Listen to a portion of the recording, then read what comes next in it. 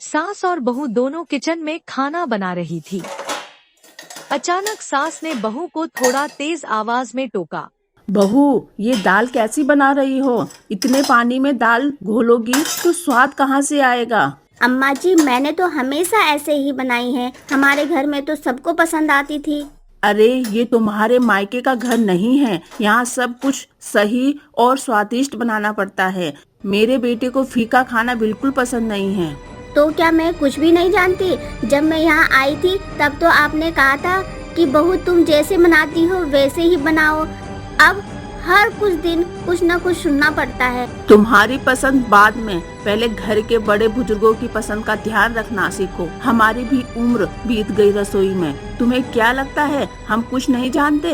अम्मा जी, जब से यहाँ आई हूँ बस आपकी और आपकी पसंद की ही सुनती रहती हूँ। कभी मेरी पसंद का खाना बनता भी है क्या? फिर बहू अपने कमरे में सोचती है। सास मेरे हर काम में नुक्स निकालती है। मुझे मायके चले जाना चाहिए। वही सास भी सोचती है। जब से बहू आई है किचन का सत्यानाश कर दिया है। कुछ संस्कार नहीं है। शाम के समय बहू किचन में खाना बना रही होती है, तभी सास वहाँ आ जाती है। क्या तुम हमेशा ऐसा ही करोगी? तुमसे कुछ नहीं होता। देखो, अब रोटियां जल गई। माँ जी, क्या करूँ? मैंने टाइम पर चेक किया था पर गैस की फ्लेम ही ज्यादा हो गई थी। आप हर बार मुझे ही दोष देती है। कभी तुमसे कुछ सही नहीं होता क्या? तुम घर का काम ठीक से नहीं कर सकती? हमेशा कोई न कोई बहाना रहता है। माँ जी, जब से मैं यहाँ आई हूँ हर काम में कमी निकालती हैं आप। क्या मैं कुछ सही नहीं कर सकती? सास को अपनी बहू पर गुस्सा आ रहा होता है, लेकिन एक पल के लिए वे रुकती हैं और सोचती हैं। शायद मैं थोड़ा सख्त हो गई हूँ। वो भी नए घर में सब कुछ सीख रही है। मुझे इसे समझने का मौका देना चाहिए। अगले दिन सुबह सास और बहू दोनों रसोई में एक साथ काम कर रहे होते हैं। देखो सपना, कल जो हुआ वो ठीक नहीं था। तुम नया घर संभाल रही हो और मुझे समझना चाहिए था। हमें एक दूसरे को मदद करनी चाहिए।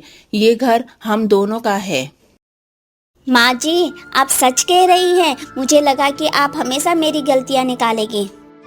आज से हम एक टीम की तरह काम करेंगे। किसी को अकेला नहीं काम करना होगा।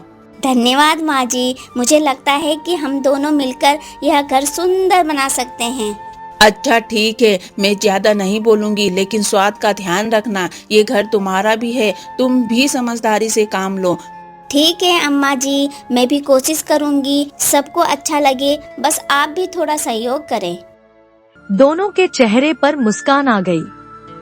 सास और बहू दोनों ने महसूस किया कि आपसी तालमेल और सम्मान से ही घर की रसोई खुशहाल हो सकती है।